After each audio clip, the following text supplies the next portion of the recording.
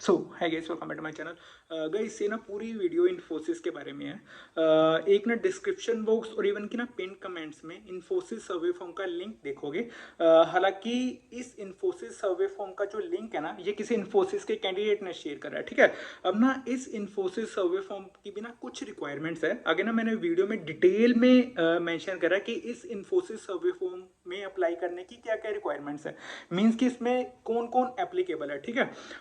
आगे वीडियो में ना मैंने ये भी शेयर करा कि हमें जो इन्फोसिस सर्वे फॉर्म का लिंक है ना, वो कैसे फिल करना है। हालांकि वो बहुत ही लेंथी प्रोसेस है। एक बार ना सारा रजिस्ट्रेशन का प्रोसेस देख लेना सर्वे फॉर्म का कि कैसे हमें रजिस्टर करना है। अब ना मैं इसकी मेन रिक्वायरमेंट्स में आता हूँ, सिंपली थोड़ी बहुत रिक्वायरमेंट्स बताऊंगा। आगे ना डिटेल में रिक्वायरमेंट्स कवर करी हुई है, ठीक है। जो ये इन्फोसिस सर्वे फॉर्म का लिंक है ना, सबसे पहले तो इसमें ना फ्रेशर अप्लाई नहीं कर सकते, मीन्स कि फ्रेशर इसमें एप्लीकेबल नहीं है। एटलीस्ट 12 मंथ्स का हमारे पास एक्सपीरियंस होना चाहिए, जिसको हम कह सकते हैं कि एटलीस्ट 1 ईयर का एक्सपीरियंस तो हमारे को रिक्वायर्ड है इस इन्फोसिस सर्वे फॉर्म में अप्लाई करने के लिए। उसके बाद सबसे मेजर रिक्वायरमेंट, ठीक है, कि इसमें ना 2024 बैच वाले ही सिर्फ अप्लाई कर सकते हैं। बैच कहने का मतलब कि जो 2024 ग्रेजुएट पास आउट है या पोस्ट ग्रेजुएशन पास आउट है, ठीक है। मीन्स कि जिसने 2024 में ही अपनी ग्रेजुएशन या पोस्ट ग्रेजुएशन कंप्लीट करी है, सिर्फ वही उस फॉर्म में अप्लाई कर सकते हैं। हालांकि जो डिटेल टेम्पलेट मैंने शेयर करा ना इन्फोसिस का, उसमें बहुत ही क्लियर कट पॉइंट इसमें मेंशन करा हुआ है। अब ना इसमें इन्फोसिस सर्वे फॉर्म के लिंक में जो अप्लाई कर सकते हैं ना, उसमें स्पेसिफिक कोर्सेज भी मेंशन करे हुए हैं, बीई, बीटेक, एमटेक, ठीक है। आगे देखना डिटेल टेम्पलेट में मेंशन है कि इसमें कौन कौन अप्लाई कर सकते हैं, ठीक है।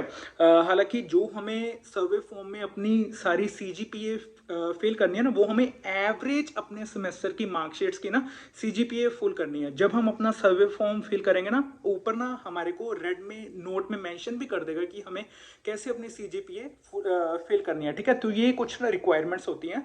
एक रिक्वायरमेंट मैं भूल गया, ठीक है, सबसे मोस्ट इंपॉर्टेंट रिक्वायरमेंट कि ये फुल टाइम परमानेंट रोल है इन्फोसिस का। L1 L2 L3 full stack developers की ये प्रोफाइल है, ठीक है। अब ये totally work from office profile है। कहीं पे फॉर्म में, कहीं पे टेम्पलेट में, कहीं पे भी मेंशन नहीं है कि ये वर्क फ्रॉम होम है या हाइब्रिड है।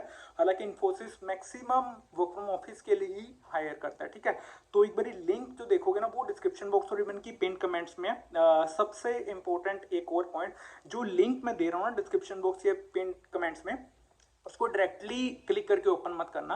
सिंपली उस लिंक को कॉपी करना, उसके बाद अपने गूगल ब्राउजर पे, कोई भी XYZ ब्राउजर पे जाना, ठीक है। उस लिंक को ना अपने ब्राउजर पे जाके पेस्ट करना। उसके बाद जो इंटरफेस आएगा ना, वो एक्चुअल हमारा इन्फोसिस सर्वे फॉर्म का रजिस्ट्रेशन का प्रोसेस है, ठीक है। कभी कभी डिस्क्रिप्शन की सब पिन कमेंट्स में हम डायरेक्टली क्लिक करते हैं तो लिंक नहीं काम करता, ठीक है। तो इस पॉइंट का सिर्फ ध्यान रखना, बाकी सभी। सो गाइस, मैं ना एक बारी बेसिक सी रिक्वायरमेंट्स बता देता हूँ कि कौन कौन अप्लाई कर सकते हैं, ठीक है, इस सर्वे फॉर्म में। तो ये ऑफ कैंपस रिक्रूटमेंट प्रोग्राम है इन्फोसिस की तरफ से, ठीक है।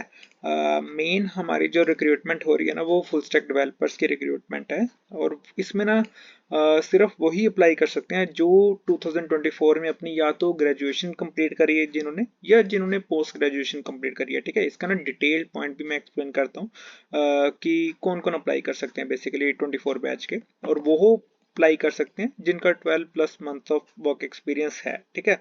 इसमें फ्रेशर अप्लाई नहीं कर सकते। और ये ना स्पेसिफिक रोल्स भी इन्होंने दिए हैं कि सर्वे फॉर्म में अप्लाई करने के बाद कौन से रोल्स की हायरिंग है एक्चुअल में। Specialist programmer L3, specialist programmer L2, L1, digital specialist engineer trainee, ठीक है। इनके पैकेजेस भी देख सकते हो, तो ये भी देख लेना।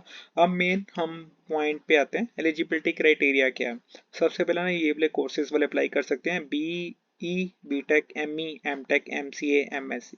ब्रांचेस जो अप्लाई कर सकते हैं, computer science, information science, data science, artificial intelligence and machine learning वाले, इंफॉर्मेशन टेक्नोलॉजी वाले, साइबर सिक्योरिटी वाले, सॉफ्टवेयर इंजीनियरिंग वाले, EC वाले, इलेक्ट्रिकल इंजीनियरिंग वाले, इलेक्ट्रॉनिक्स इंजीनियरिंग वाले, ठीक है। तो ये वाले अप्लाई कर सकते हैं। आगे जो भी सर्वे फॉर्म में मतलब कि हमें अपनी परसेंटेजेस बतानी पड़ेंगी ना सीजीपीए, तो वो हमें एक्यूरेट बतानी पड़ेंगी, ठीक है।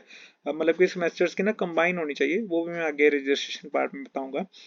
नेक्स्ट जो फोर्थ पॉइंट है ना, ये देखना under graduation post graduation from 2024 batch only are eligible to apply, ठीक है।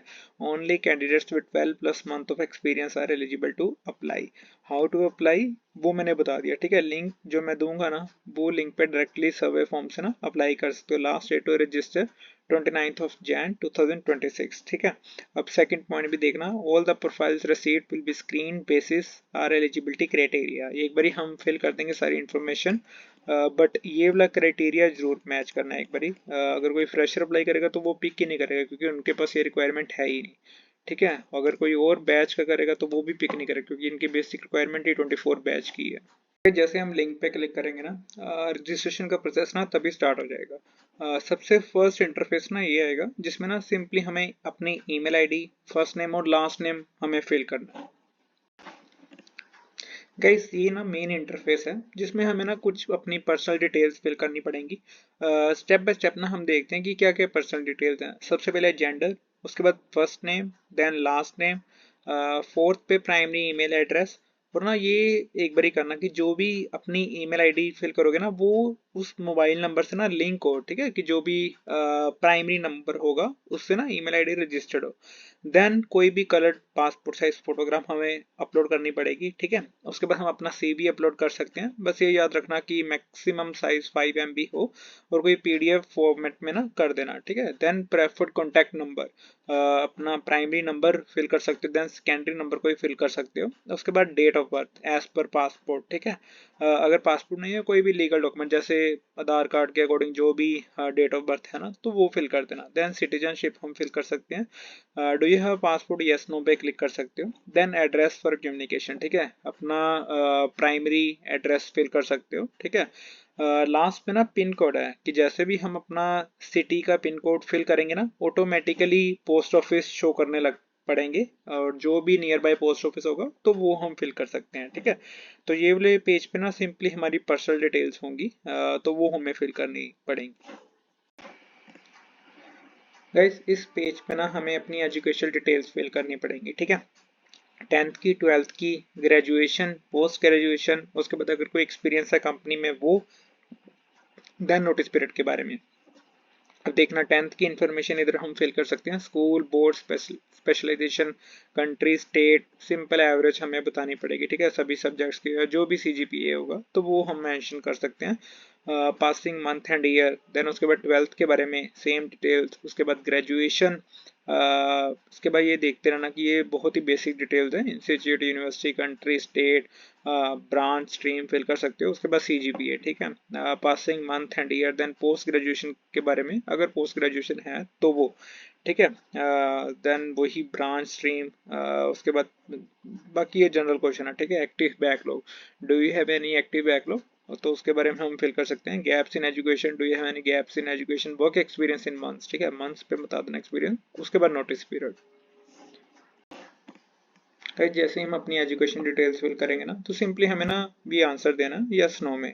Have you undergone any selection process with Infosys, ठीक है। तो ये वाला मेंशन कर सकते हो यस नो में, ठीक है। अगर कोई एक्सपीरियंस नहीं है, मतलब कि अगर कोई भी सिलेक्शन प्रोसेस में पहले इन्वॉल्व थे इन्फोसिस पे, तो यस कर सकते हो, देन नो कर सकते हो, ठीक है। गाइस उसके बाद ना 3 जनरल क्वेश्चंस होंगे, तो इनका आंसर यस नो में अगेन हमें देना पड़ेगा। Are you employed as a director in any other company, तो नो कर सकते हो, ठीक है। Are you employed as a partner in any other company, simply no कर सकते हो। उसके बाद have you at any time been convicted by court of India, अगर कोई क्रिमिनल एक्टिविटी तो उसमें यस नो में क्लिक कर सकते हो, ठीक है। तो ये इसके बाद इंटरफेस रहता है। गाइस उसके बाद ना हमें अपना, मतलब कि कोई आइडेंटिटी प्रूफ अटैच करना पड़ेगा, आधार कार्ड या पैन कार्ड, ठीक है। कुछ भी गवर्नमेंट आईडी प्रूफ होगा ना, तो वो हमें अटैच करना पड़ेगा। गाइस नेक्स्ट पेज पे ना सिंपली हमें आई एग्री करना पड़ेगा, मतलब कि जो भी इंफॉर्मेशन हमने प्रोवाइड करी है इन्फोसिस को, तो वो बिल्कुल एग्जैक्ट सही है। एजुकेशन डिटेल्स, पर्सनल डिटेल्स, या कोई भी एक्सवाइजेड सीवी या कुछ भी गवर्नमेंट आईडी प्रूफ अपलोड करा, तो सिंपली आई एग्री कर देना। देन डिजिटल सिग्नेचर अपने कर सकते हो, प्लेस मेंशन कर सकते हो अपना full name, then simply I am not a robot पे क्लिक कर सकते हो, ठीक है। तो इस पेज पे सिंपली इतना ही करना है हमें। सो गाइस सभी इन्फॉर्मेशन फिल करने के बाद ना हमें सिंपली इतना सा इंटरफेस दिखाएगा system, thank you for filling out the form, Infosys limited recruitment.